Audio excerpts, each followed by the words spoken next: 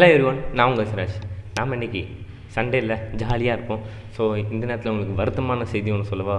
ஐஏஎம்எஃப் அப்படின்ட்டு ஒரு கம்பெனிக்காரங்க ஒரு பொருளையை கிளம்பி விட்டாங்க. என்னங்கிறத ஃபுல்லாக தெரிஞ்சுப்போமா? ஸோ நம்ம இந்நேரத்துக்கு பெட்ரோல்லாம் இதுவே ஹையாக இருக்குது அப்படின்னு சொல்லிட்டு நம்ம நிறைய போராட்டங்கள் பண்ணுறதா இருக்குது, கவர்மெண்ட்டுக்கிட்ட ரெக்வெஸ்ட் பண்ணுறதா இருக்கட்டும், அகென்ஸ்டாக அவங்ககிட்ட சொல்கிறதா இருக்கட்டும், எதிர்கட்சியிலேருந்து ஆளுங்கட்சியை பார்த்து சண்டை போடுறது, ஆளுங்கட்சியிலேருந்து எதிர்கட்சியை பார்த்து சண்டை போடுறது, ஏன்டா ரேட்டை கூட்டுறீங்கன்ட்டு. இன்னொரு பக்கம் பார்த்தா டேக்ஸு ஏன்டா கூட்டுறீங்க, டேக்ஸு ஏன்டா அது பண்ணுறீங்க இது பண்ணுறீங்கன்னு சண்டை போடுறதா இருக்கட்டும். இந்த மாதிரி நிறைய விஷயம் இப்போ நடந்துக்கிட்டு இருக்குதுல்ல. ஸோ இதை விட அடுத்த வருஷம் வரப்போகிற இந்த 3 மாதத்தில் அடுத்த 2023 பிறந்ததுலேருந்து நமக்கு பெரிய ஃபினான்ஷியலாக பெரிய பெரிய ப்ராப்ளம்ஸ்லாம் வரப்போகுது. ஸோ அதை தான் நம்ம இந்த வீடியோவில் பார்க்க போகிறோம். என்னடா சொல்கிற? நார்மலாக ஒன்றும் இல்லை, நம்ம ஆல்ரெடி உக்ரைன் பிரச்சனையை பற்றி பேசியிருக்கோம்ல, உக்ரைன் ரஷ்யா பிரச்சனை. ஸோ அதே உக்ரைன் ரஷ்யா பிரச்சனையால் தான் ஸோ நமக்கு அந்த ப்ரைஸ் இன்க்ரீஸ், அந்த எல்லா ஃபினான்ஷியலாக என்னென்ன பாதிப்புலாம் வருமோ அது நம்மளையும் அஃபெக்ட் பண்ணும். டேய் என்னடா சொல்கிற? உக்ரைனில் நடக்கிறது நம்மளை எப்படி அஃபெக்ட் பண்ணும் நீங்கள் கேட்குறது எனக்கு இங்கே வர கேட்குது. ஸோ ஏன் அப்படி அஃபெக்ட் பண்ணுங்கிறத நான் சொல்கிறேன்னா, பெட்ரோல் எங்கேருந்து வருது?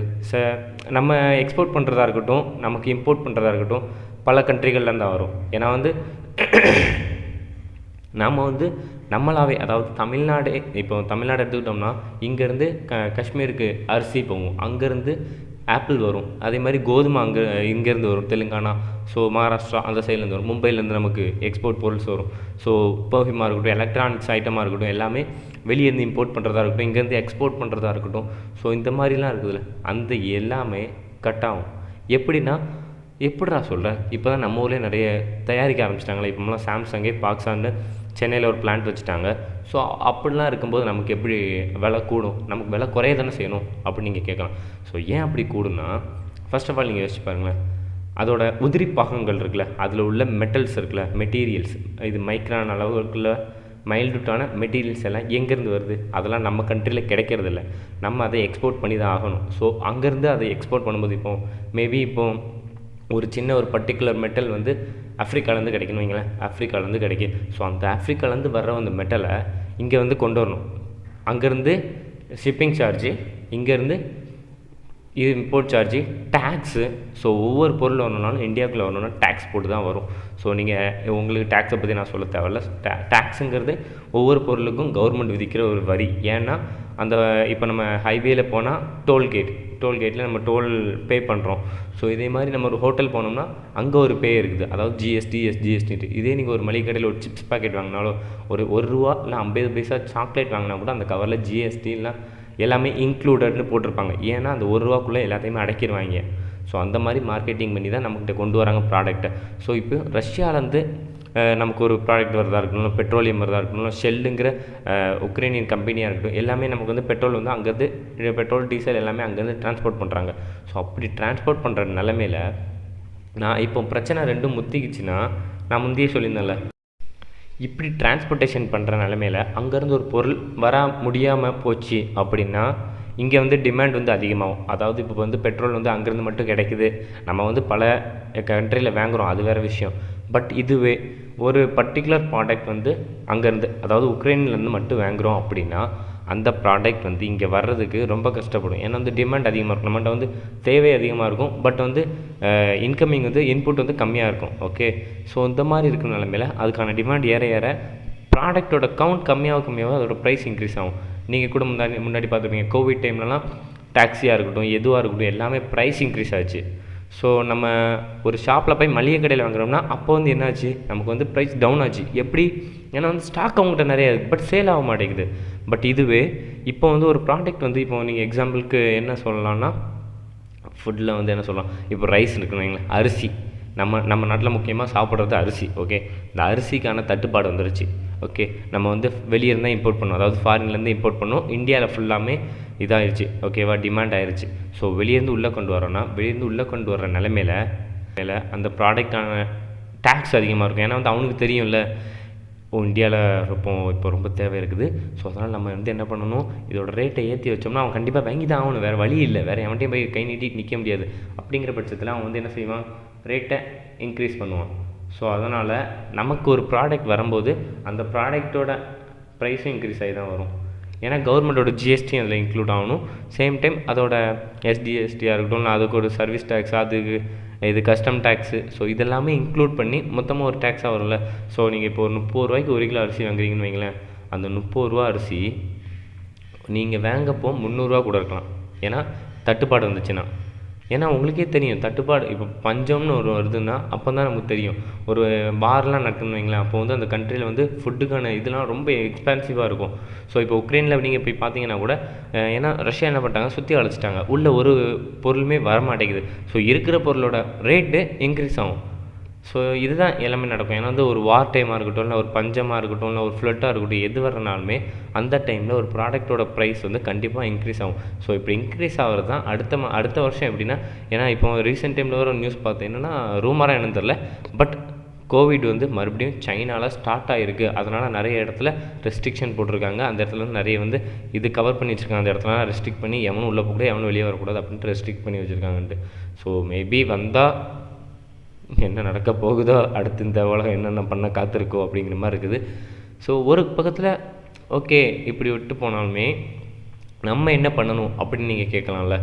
ஸோ நம்ம என்ன பண்ணணும் அப்படிங்கிறத நம்ம சொல்கிறேன். ஏன்னா வந்து ஃபினான்ஷியலாக நம்ம வந்து நம்மளோட பொட்டன்ஷியல் போட்டு நம்ம எடுக்கும்போது ஃபினான்ஷியலாக நமக்கு வந்து வருமானம் வந்து வரும்.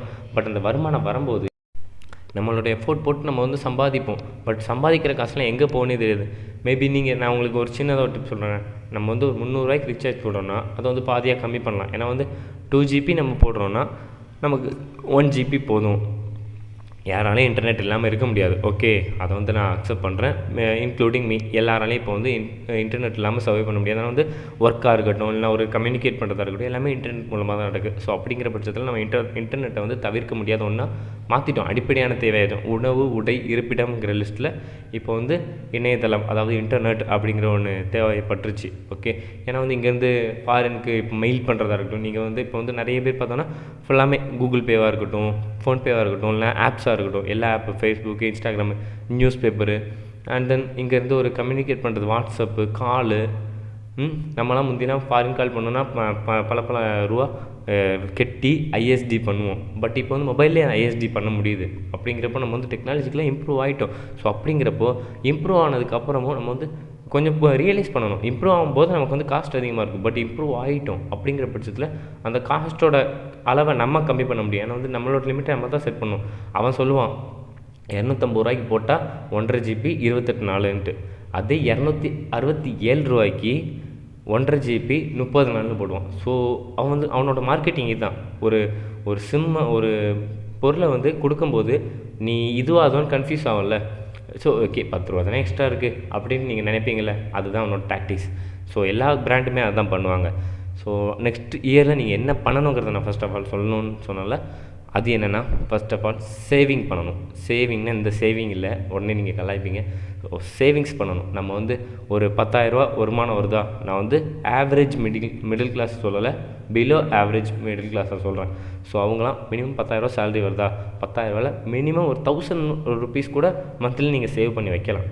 மேபி உங்களோட ஃபேமிலி சுச்சுவேஷன் உங்களுக்கு இருக்கலாம். ஸோ அப்படிங்கிற பட்சத்துலேயும் கூட நெக்ஸ்ட்டு நம்ம சர்வே ஆகும்போதோ மேபி இதை நார்மலாகவே நம்ம பண்ணலாம். ஒரு 1000 ருபீஸ் நம்ம ஒதுக்கி ஒரு சேவிங்காண்டி வச்சோன்னா பிஃபோரில் ஆஃப்டர் நமக்கு ஏதாட்டு ஒரு கிரிட்டிக்கலான ஒரு சுச்சுவேஷன் வருது அப்படிங்கிறப்போ கண்டிப்பாக அது வந்து யூஸ் ஆகும். வேஸ்ட் இல்லையே, நமக்கு வந்து சேவிங் என்றைக்குமே வேஸ்ட் ஆகுறது இல்லையே. ஸோ அப்படிங்கிற பட்சத்தில் நம்ம சேவ் பண்ணி வைக்கிறது ரொம்ப நல்லது.